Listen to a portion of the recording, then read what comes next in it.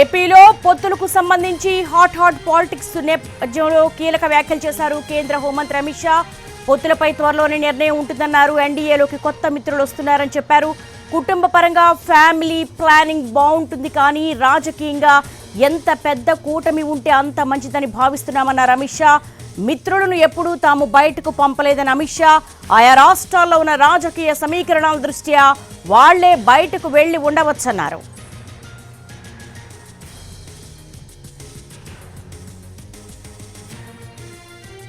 ఏపీలో పొత్తులపై కీలక వ్యాఖ్యలు చేశారు కేంద్ర హోంమంత్రి అమిత్ షా. దీనికి సంబంధించి ఢిల్లీ నుంచి రాజును అడిగి మరిన్ని వివరాలు తెలుసుకుందాం. రాజు, పొత్తులకు సంబంధించి కేంద్ర హోంమంత్రి అమిత్ షా చాలా కీలకమైన వ్యాఖ్యలు చేశారు. కొత్త మిత్రులు అన్నారు. ఎవరా కొత్త మిత్రులు అయి ఉండొచ్చు? చంద్రబాబు నాయుడు కలిశారు, అలాగే సీఎం జగన్ కూడా కలిశారు.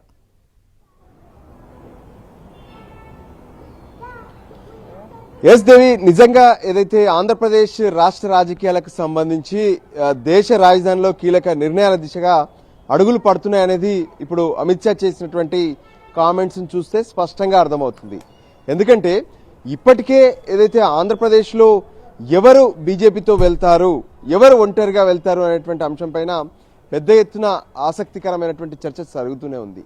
అయితే ఈరోజు ప్రత్యేకంగా ఒక నేషనల్ మీడియా గ్లోబల్ సమ్మిట్ లో పాల్గొన్నటువంటి కేంద్ర హోంశాఖ మంత్రి అమిత్ షా ఆ సందర్భంగా మీకు రానున్నటువంటి ఎన్నికల కోసం ఎటువంటి వ్యూహం, ఎటువంటి ఎత్తుగడలున్నాయి, ఎటువంటి పొత్తులున్నాయని చెప్పి ప్రశ్నించినప్పుడు తను స్పష్టంగా కొన్ని విషయాలను కుండ బద్దలు కొట్టినట్టే చెప్పారనుకోవచ్చు. ఎందుకంటే ఎన్నికల్లో అంటే కుటుంబం విషయంలో ఖచ్చితంగా అంటే ఎక్కువ జనాలు పెరగకుండా ఉండేందుకు ఫ్యామిలీ ప్లానింగ్ చేసుకుంటారు, కానీ ఇక రాజకీయాల్లో మాత్రం తమ కూటమిలో ఎన్ని పార్టీలు వచ్చి చేరితే అంత మంచిది అనే విషయాన్ని అమిత్ షా స్పష్టం చేశారు.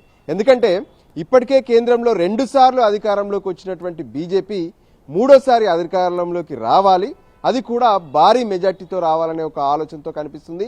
అందుకోసం కసరత్తును కూడా ప్రారంభించింది.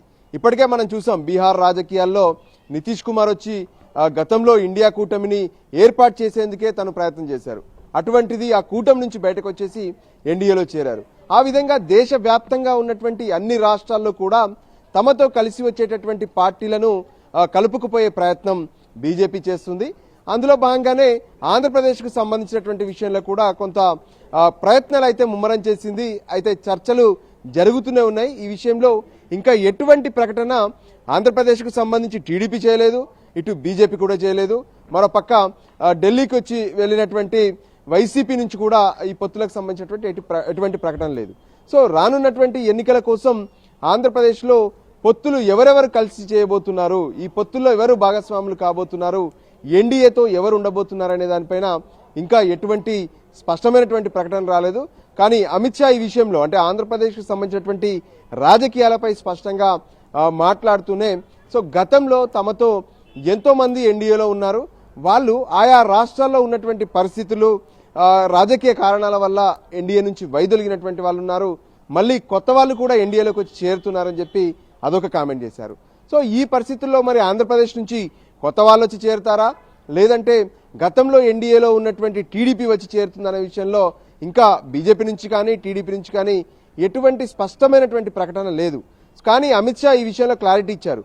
సో ఖచ్చితంగా తమ కూటమిని పెంచుకునే ప్రయత్నం చేస్తున్నాము, పాత వాళ్ళు కావచ్చు కొత్త వాళ్ళు కావచ్చు ఎన్డీఏ కూటమిలోకి వస్తున్నారంటే దీనిపైన అంటే ఆంధ్రప్రదేశ్ రాజకీయాలకు సంబంధించి ఆంధ్రప్రదేశ్ పొత్తులకు సంబంధించి బీజేపీ అగ్రనేతలు సీరియస్ గానే ఆలోచిస్తున్నారు.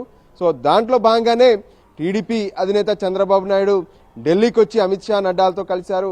ఆ తర్వాత నిన్న ఏ విధంగానైతే వైసీపీ అధినేత ఏపీ సీఎం జగన్మోహన్ రెడ్డి సైతం ఢిల్లీకి వచ్చి ప్రధానమంత్రి మోడీ, అమిత్ షా, నిర్మలా సీతారామన్ ఈ ముగ్గురిని కూడా కలిసి వెళ్లారు.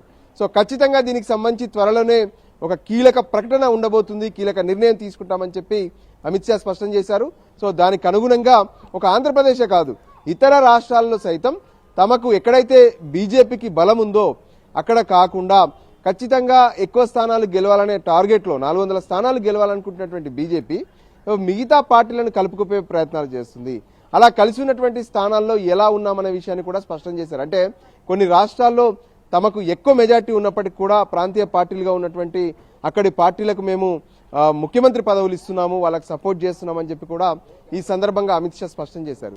సో ఓవరాల్ గా కూడా ఇప్పుడు బీజేపీకి ఉన్నటువంటి లక్ష్యం ఒకటే, రానున్నటువంటి ఎన్నికల్లో ఏ విధంగానైతే టార్గెట్ పెట్టుకున్నటువంటి 400 సీట్లు గెలిచేందుకు కావాల్సినటువంటి అన్ని రకాలుగా సర్వేలు చూస్తున్నారు, రాష్ట్రాల్లో ఉన్నటువంటి రాజకీయ సమీకరణాలు చూస్తున్నారు.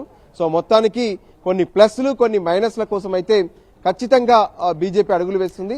అంటే అదే విషయాన్ని రాజు కేంద్ర హోంశాఖ